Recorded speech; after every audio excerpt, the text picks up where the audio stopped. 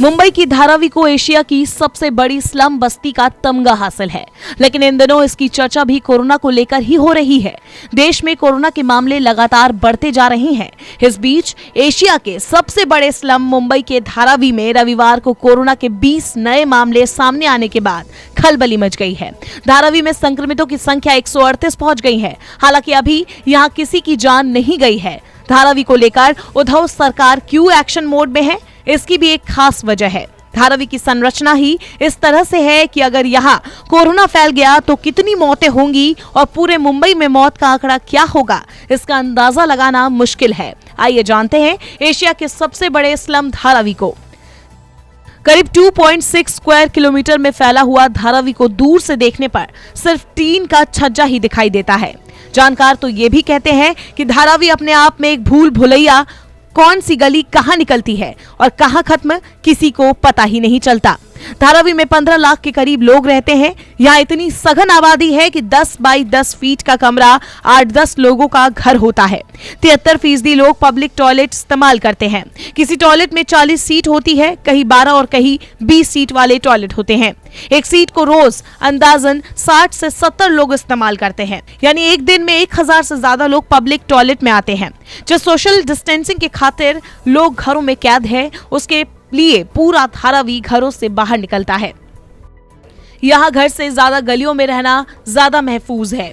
फिलहाल धारावी चारों तरफ से सील है। कोई भी बाहरी व्यक्ति यहाँ अंदर नहीं जा सकता। हर ओर पुलिस के बैरिकेड्स है। साइन अस्पताल के एक 20 बेड के वार्ड को क्वारंटीन सेंटर बनाया गया है। यहाँ भर्ती होने के 3 या 4 दिन बाद सैंपल लिया जाता है और 3 दिन बाद रिपोर्ट आती है, जहां से कोरोना पॉजिटिव मरीज मिलता है। उसके घर में जगह है तो परिवार और आसपास के लोगों को घर में क्वारंटीन होने के लिए कहा जाता है।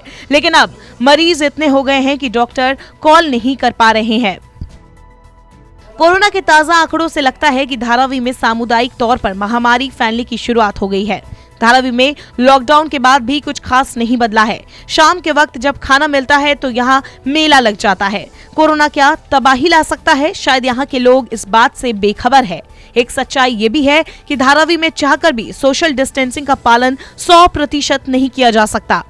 टिस के छात्र फाहद अहमद कहते हैं, हम मुंबई के बड़े स्लम धारावी कमाठीपुरा में राशन और खाना बंटवाते हैं, लेकिन धारावी में स्थितियां हाथ से निकल चुकी हैं। सरकारी मदद के बिना धारावी को बचाया नहीं जा सकता।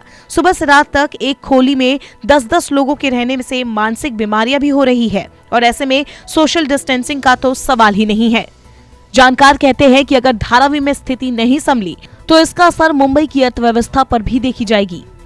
मुंबई में काम करने वाले ज्यादा लोग यहीं से जाते हैं। यहाँ 10,000 से ज्यादा मैन्युफैक्चरिंग यूनिट्स है जो कि बंद पड़े हैं। यहाँ घर घर में जीन्स, रेडीमेड कपड़े, लेबनिंग, प्लास्टिक और लेदर का होलसेल काम होता है और फैक्ट्रियां चलती है। $1 बिलियन का कारोबार किया जाता है धारावी में। कुछ दिन पहले राज्य सरकार ने धारावी के लिए एक मेगा प्लान बनाया था ताकि इस पर से एशिया का सबसे बड़ा स्लम होने का टैग हट सके।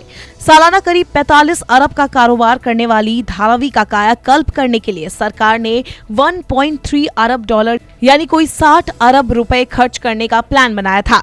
मुंबई के लगभग 40% लोग अस्थायी घरों में रहते हैं। उनमें से एक बड़ा हिस्सा धारावी में रहता है।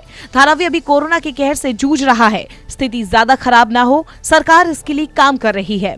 धारावी एक स्लम ही नहीं, बॉलीवुड से अपने कनेक्शन के लिए भी जाना जाता है।